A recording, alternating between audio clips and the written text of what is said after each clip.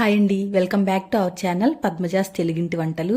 ఈ వీడియోలో అమ్మవారికి నవరాత్రుల్లో ప్రసాదంగా సమర్పించే దద్దోజనం టెంపుల్ స్టైల్లో ఈవినింగ్ వరకు ఉన్నా కూడా పులవకుండా కమ్మగా ఉండేలా ఎలా ప్రిపేర్ చేసుకోవాలో చేసి చూపిస్తాను.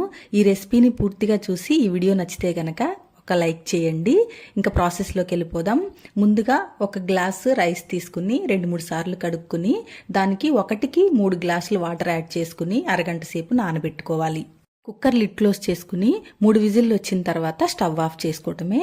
ఇలా చేస్తే రైస్ అనేది పర్ఫెక్ట్గా కుక్ అయిపోతుంది. ఇప్పుడు స్టీమ్ అంతా పోయిన తర్వాత చూడండి, రైస్ అనేది చక్కగా ఉడికింది కదా. ఇప్పుడు ఒక అరిట తీసుకుని దీన్ని లైట్గా మ్యాష్ చేసుకోవాలి. ఇలా చేయటం వల్ల మనం పెరుగు యాడ్ చేసినప్పుడు ఈ దద్దోజనం అనేది మంచి టెక్స్చర్తో ఉంటుంది. ఇప్పుడు దీనిలోకి 1.5 గ్లాసులు కాచి చల్లార్చిన పాలని యాడ్ చేసుకోవాలి. 2 గ్లాసుల వరకు పెరుగు యాడ్ చేసుకోవాలి. పెరుగు కమ్మగా ఉండాలండి, పుల్లగా ఉంటే టేస్ట్ అంతగా బాగోదు. ఇప్పుడు ఈ రైస్ని చక్కగా ఉండలు లేకుండా మంచిగా అంతా మిక్స్ అయ్యేలాగా మిక్స్ చేసుకోవాలి. చూడండి, టెక్స్చర్ అనేది ఇలా ఉండాలన్నమాట. మీకు కావాలి అనుకుంటే ఇంకొక గ్లాస్ వరకు కూడా పెరుగు యాడ్ చేసుకోవచ్చు. దీన్ని ఇప్పుడు పక్కన పెట్టేసుకుని దీనిలోకి పోపు పెట్టుకుందాం. ఈ దద్దోజనంకి నేతి కంటే కూడా నువ్వుల నూనెతో తాలింపు పెట్టుకుంటే టేస్ట్ బాగుంటుందండి. నెయ్యి కావాలంటే 2 మిక్స్ చేసి కూడా పెట్టుకోవచ్చు. ఒక 2 టేబుల్ స్పూన్ల నువ్వుల నూనె వేసుకున్నాను. దానిలోకి 1 స్పూన్ ఆవాలు మినప్పప్పు, 1 స్పూన్ శనగపప్పు, 2 ఎండుమిర్చి, చిన్నగా కట్ చేసుకున్న అల్లం ముక్కలు, 1/2 స్పూన్ మిరియాలు కూడా యాడ్ చేసుకోవాలి.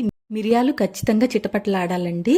తర్వాత 1 స్పూన్ జీలకర్ర, సన్నగా కట్ చేసుకున్న 1 పచ్చిమిర్చి ముక్కలు కూడా వేసుకుని చక్కగా ఫ్రై చేసుకోవాలి. ఇలా ఫ్రై అయిన తర్వాత కరివేపాకు రెమ్మలు కూడా వేసుకోవాలి. ఇవి కూడా మంచిగా వేగాలండి. సిమ్లో పెట్టుకుని బాగా ఫ్రై చేసుకోండి. ఇప్పుడు ఇందులో 1/2 టీ స్పూన్ ఇంగువ వేసుకుని స్టవ్ ఆఫ్ చేసుకోవాలి. ఇంగువ చాలా ముఖ్యమండి ఈ తాలింపులోకి. దద్దోజనంకి ఇంగు వేస్తేనే మనకు ఆ గుడిలో పెట్టే దద్దోజనం తిన్న ఫీలింగ్ వస్తుందండి. ఇప్పుడు ఇదంతా కూడా పూర్తిగా చల్లారాలి. ఆ తర్వాతనే మనం మిక్స్ చేసిన పెరుగన్నంలో వేసుకుని కలుపుకోవాలి. నేను ఇక్కడ పల్లీలు వేశాను, మీకు కావాలంటే జీడిపప్పు కూడా వేసుకోవచ్చు. ఇప్పుడు ఇందులో రుచికి సరిపడా ఉప్పు వేసుకోండి. ఉప్పు అనేది కాస్త తక్కువ ఉంటేనే ఇది టేస్ట్ బాగుంటుంది. చల్లారిన తాలింపుని దీనిలోకి ట్రాన్స్ఫర్ చేసుకుని ఈ తాలింపు అంతా రైస్కి పట్టేలాగా చక్కగా మిక్స్ చేసుకోవాలి. సీజన్ పట్టే పండగలు అప్పుడు ప్రిపేర్ చేసే ప్రసాదాలు ఉంటాయి కదండి.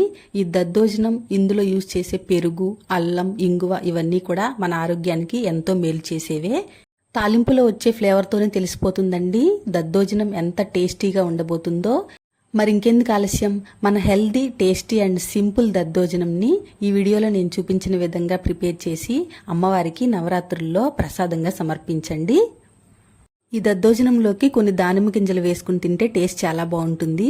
ఈ వీడియో ఎలా అనిపించిందో తప్పకుండా కామెంట్ చేయండి. నచ్చితే గనక లైక్ చేయండి, షేర్ చేయండి, మన ఛానల్కి సబ్స్క్రైబ్ చేసుకుని సపోర్ట్ చేయండి. Thanks for watching.